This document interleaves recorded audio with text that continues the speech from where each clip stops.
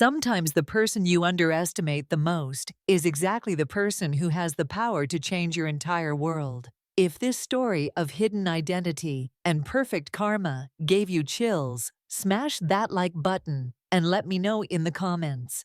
Have you ever been completely wrong about someone? What happened when the truth came out? Don't forget to subscribe, because I have more incredible stories about assumptions, revelations, and the power of never judging a book by its cover. Hit that notification bell, because trust me, these stories of hidden truths and perfect justice will leave you speechless every time. There's something deeply painful about being judged before someone even knows your name, about having your entire character assassinated based on assumptions and prejudice. If you've ever walked into a room and felt the weight of someone's disdain simply because of where you grew up, what you do for work, or how much money they think you have in your bank account, I need you to hit that like button right now, because what I'm about to share with you is a story about the most dangerous assumption anyone can make, that they know exactly who you are based on what they see on the surface. My mother-in-law took one look at me, a kindergarten teacher from a small town, and decided she had my entire life figured out. She saw dollar signs in my eyes, calculated motives in my smile, and a trap disguised as love in my heart. What she didn't see coming was the truth that would shatter every single assumption she'd made about me and leave her questioning everything she thought she knew about power, money, and family. This isn't just another story about a difficult mother-in-law or family drama. This is about what happens when someone's arrogance blinds them so completely that they can't recognize they're standing in front of exactly the person who has the power to change their entire world. Make sure you're subscribed with notifications turned on, because this story has layers that will peel back one by one, revealing twists that even I couldn't have predicted when I first fell in love with her son. I'm going to take you through the most challenging and ultimately transformative period of my life, where I discovered that sometimes the greatest revenge isn't destruction, it's revelation. Sometimes the most perfect trap isn't the one someone sets for you, but the one they build for themselves with their own prejudice and assumptions. You're going to witness a complete reversal of power that will leave you questioning everything you think you know about appearances, wealth, and what it really means to trap someone. The woman who accused me of being a gold digger had no idea that I was actually the one person who could have bought and sold her family's entire empire without blinking an eye. But more than that, she had no idea that her cruelty would awaken something in me that would change all of our lives forever. I never expected to fall in love at a coffee shop on a Tuesday morning. But that's exactly what happened when Adrian Westfield accidentally grabbed my vanilla latte instead of his black coffee. He was sitting alone in the corner, typing furiously on his laptop, wearing jeans and a simple gray sweater that had seen better days. Nothing about him screamed billionaire tech mogul, which is exactly why I fell for him so completely. Adrian was different from anyone I'd ever met, not because of his wealth, but because he seemed genuinely unaware of it. He drove a 10-year-old Honda, preferred hiking to yacht parties, and talked about technology like it was poetry. When he told me his last name was Westfield, I didn't make the connection to Westfield Industries until weeks later. I was a kindergarten teacher in the small town of Millbrook, and billionaire tech dynasties weren't exactly part of my daily vocabulary. For 6 months, we existed in this beautiful bubble where none of that mattered. Adrian would pick me up after school, and we'd grab dinner at the local diner or walk through the park talking about everything and nothing. He never mentioned private jets or board meetings, and I never felt like I had to be anyone other than exactly who I was. When he proposed on the beach, where we'd had our first real conversation, it felt like the most natural thing in the world. Meeting his mother, Constance Westfield, was like stepping into a different universe. The Westfield estate sprawled across 50 acres of manicured perfection, and Constance herself was every inch the billionaire matriarch. Perfectly styled silver hair, designer clothes that cost more than my annual salary, and eyes that could appraise your net worth from across a room. She was polite during that first dinner, but I felt the chill in every carefully chosen word, every pause before she answered my questions about Adrian's childhood. The pregnancy wasn't planned, but it was welcomed. Adrian and I had been married for 3 months when I saw those two pink lines, and his joy was so pure, so immediate, that any fears I might have had melted away instantly. We decided to announce it at our family dinner the following Sunday, thinking it would bring everyone together in celebration. I should have known better. The moment we shared our news, Constance's face went through a series of expressions that I'll never forget: surprise, calculation, and then something that looked almost like rage. She excused herself from the table, and I thought maybe she needed a moment to process becoming a grandmother. But when she returned 20 minutes later, she had transformed into someone I barely recognized. "How convenient," she said, her voice cutting through the dining room like ice. A kindergarten teacher from nowhere, pregnant just in time to secure her place in this family. Adrian started to protest, but she held up her hand. "No, son, I've seen this before. Girls like her trap men like you with pregnancies and tears, and suddenly you're stuck supporting someone who saw you as nothing more than a meal ticket." The words hit me like physical blows as she continued her verbal assault, calling me a gold digger and questioning my motives. I made a decision that would change everything. If Constance Westfield wanted to see a trap, I was about to show her what a real trap looked like. What Constance didn't know, what nobody knew except my late grandfather's lawyers, was that I had been living a carefully constructed lie for the past 5 years. Not a malicious lie, but one born from a dying man's wisdom and a granddaughter's promise. My grandfather, Jonathan Morrison, had built Morrison Technologies from his garage into a global empire that rivaled any tech company in the world. When lung cancer claimed his final months, he called me to his bedside with an unusual request. "Isabel," he'd whispered, his once powerful voice reduced to a rasp. "I've watched too many wealthy children destroy themselves because they never learned the value of real work, real relationships, real life.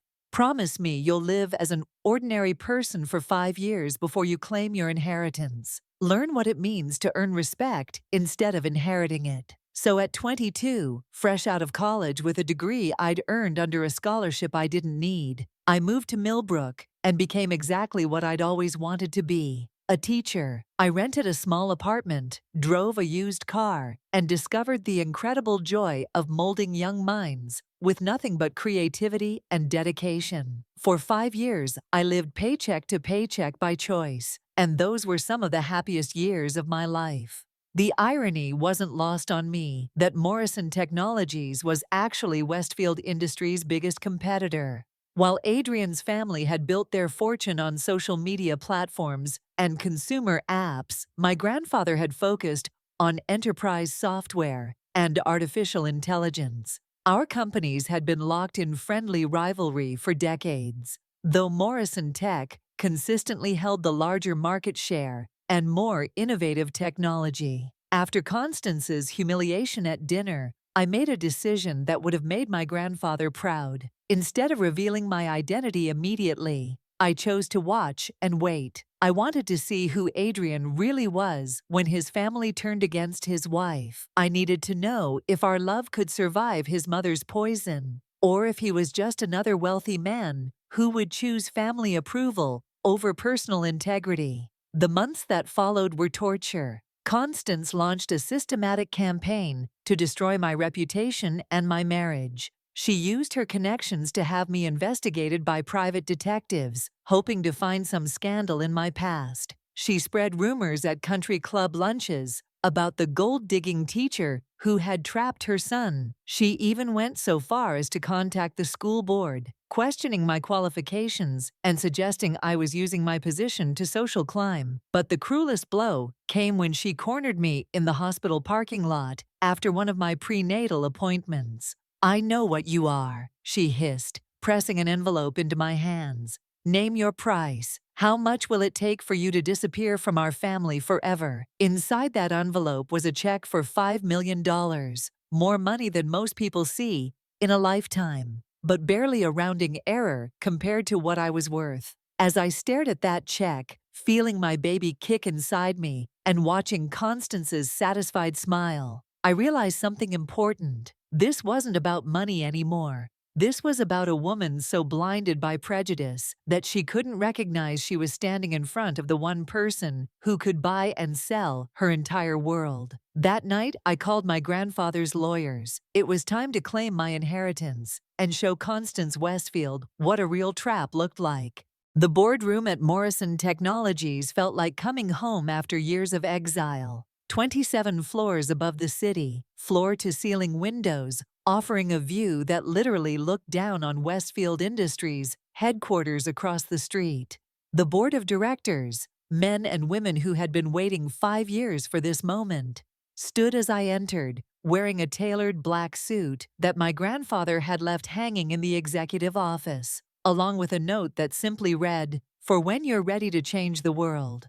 Taking control of a $50 billion empire should have felt overwhelming, but it felt like putting on clothes that had always been meant for me. Within hours, I was briefed on everything: market positions, upcoming product launches, and most importantly, Westfield Industries' current vulnerabilities. They were hemorrhaging talent to smaller, more innovative companies. Their latest social media platform had flopped spectacularly, and their enterprise division was years behind Morrison Tech's artificial intelligence capabilities. The hostile takeover wasn't personal, it was business. At least that's what I told myself as I signed the paperwork that would systematically dismantle everything the Westfield family had built. Morrison Tech began poaching their key developers with offers they couldn't refuse. We undercut their bids on major contracts. Our new AI platform made their enterprise software look like it belonged in a museum. Within weeks, Westfield Industries' stock price was in free fall. Adrian came home each night looking more defeated, talking about the mysterious new CEO of Morrison Tech, who seemed determined to destroy his family's company. He worked 18-hour days trying to save contracts that I was stealing with better technology and lower prices. The guilt was eating me alive, but I couldn't stop. Every night I remembered Constance's words, that check in the parking lot, the way she'd tried to price me like a commodity. The breaking point came during an emergency Westfield family meeting that Adrian attended via video call because he was traveling, trying desperately to salvage a partnership in Japan. I listened from our bedroom as Constance's voice cracked with panic, talking about bankruptcy, about losing everything, about the faceless enemy who seemed to know their every weakness. That's when I made my entrance. I walked into that boardroom wearing the same black suit, carrying the briefcase that held the future of both our companies. The silence was deafening. Constance's face went through the same series of expressions I'd seen at dinner: confusion, recognition, and then something that looked like terror. "Good afternoon," I said, taking the seat at the head of the table that had been my grandfather's and was now mine. "I believe we have some business to discuss." "This is impossible," Constance whispered, her perfectly composed mask finally cracking. "You're a teacher, you're nobody." I smiled, the same smile I'd given hers at every family dinner where she'd dismissed me, patronized me, or questioned my worth. "You're half right, Constance. I am a teacher, but I'm also the CEO and majority shareholder of Morrison Technologies, the company that's been systematically destroying yours for the past 6 weeks." The woman who had called me a gold digger was about to learn that I'd never needed to dig for gold. I'd been sitting on a mountain of it the entire time. The silence in that boardroom stretched for what felt like an eternity. Constance stared at me as if I were a ghost, her hands trembling slightly as the full weight of her miscalculations settled over her. The other Westfield board members looked between us like spectators at a tennis match, trying to process how their company's destruction had been orchestrated by someone they'd dismissed as irrelevant. "You destroyed us," she finally whispered, her voice barely audible. "You systematically tore apart everything we built. And for what? Revenge?" I leaned back in my grandfather's chair, feeling his wisdom flowing through me. "No, Constance. I showed you exactly what you taught me to be. You said I was calculating, manipulative, only interested in money and power. So I became the businesswoman you insisted I already was. When Adrian arrived home that night, I was sitting in our living room with financial documents spread across the coffee table. He looked at the Morrison Tech letterhead, then at me, and I watched understanding dawn in his eyes. "It's you," he said, not angry, but amazed. "You're the CEO who's been—" He stopped, running his hands through his hair. "My God, Isabel, who are you?" "I'm the woman you fell in love with at a coffee shop," I said softly. "I'm the teacher who reads bedtime stories to 5-year-olds. I'm the woman carrying your child. And I'm also someone who refused to let your mother's cruelty go unanswered." The conversation that followed was the most honest we'd ever had. Adrian wasn't angry about the deception. He was in awe of the strength it had taken to live as someone else for 5 years, to choose a simple life when unlimited wealth was always within reach. But more than anything, he was ashamed of his mother's behavior and his own failure to stop it. That's when I made the decision that surprised everyone, including myself. Instead of watching Westfield Industries crumble, I proposed a merger. Morrison Tech would acquire Westfield Industries, but rather than destroying it, we would transform it into something better. The condition was simple. Constance would work directly with our community outreach program, learning to interact with the same working-class families she'd spent her life looking down upon. The transformation that followed was remarkable. Constance, stripped of her assumptions and forced to see the world through different eyes, discovered qualities in herself she'd forgotten existed. Working with single mothers, immigrant families, and struggling students, she began to understand that dignity isn't determined by bank statements. She learned that a kindergarten teacher might have more wisdom than a dozen business executives, and that sometimes the most valuable things in life can't be bought. 6 months later, when our daughter was born, Constance was the first to hold her granddaughter, tears streaming down her face, as she whispered apologies I'd never expected to hear. "I'm sorry I couldn't see who you really were," she said to me. "Not because of your money, but because of your heart." The merger created the most innovative and socially conscious tech company in the world. But more importantly, it created a family united by respect rather than divided by assumptions. Sometimes the most perfect trap isn't one you set for others. It's the one you build strong enough to catch everyone who falls and lift them higher than they ever imagined possible. You know what's fascinating about assumptions? They're like quicksand. The harder someone struggles to prove them right, the deeper they sink into their own prejudice. Constance Westfield spent months trying to expose me as a gold digger, never realizing that every investigation, every cruel comment, every attempt to price me out of her family's life was building the very trap that would eventually catch her. The most beautiful part of this entire story isn't that I had more money than she could ever imagine. It's that I never needed her wealth to be worthy of her son's love. I chose to live as a teacher because that's who I authentically was, regardless of my bank account. But Constance couldn't see past her own biases long enough to recognize that the woman she was trying to destroy was actually the person who could save or ruin everything she held dear. If this story gave you chills, if it made you think about the assumptions you've made about others, or the assumptions others have made about you, I need you to smash that like button right now. Because this isn't just about a mother-in-law who learned a hard lesson. This is about how dangerous it can be to judge someone based on appearances, background, or what you think you know about their circumstances. I want you to think about someone in your own life who surprised you. Maybe it was the quiet coworker who turned out to be incredibly brilliant, or the person you underestimated who ended up changing your entire perspective. Drop a comment and tell me about a time when you or someone you know was completely wrong about someone else. What happened when the truth finally came out? Did it change relationships the way it changed ours? Make sure you're subscribed with notifications turned on, because I have so many more stories about hidden identities, shocking revelations, and the incredible power of never judging a book by its cover. These are real stories about real people who discovered that the person they underestimated was exactly the person who had the power to change their entire world.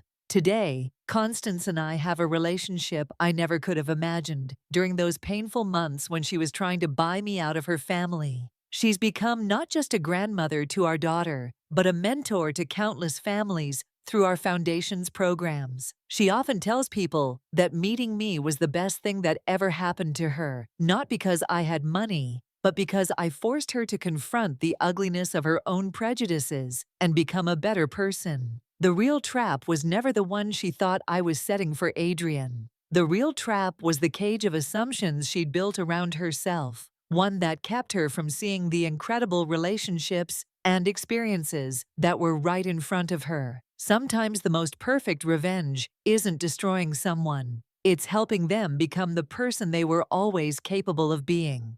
Hit that notification bell, keep questioning your assumptions, and remember, the person you underestimate today might just be the person who changes your life tomorrow.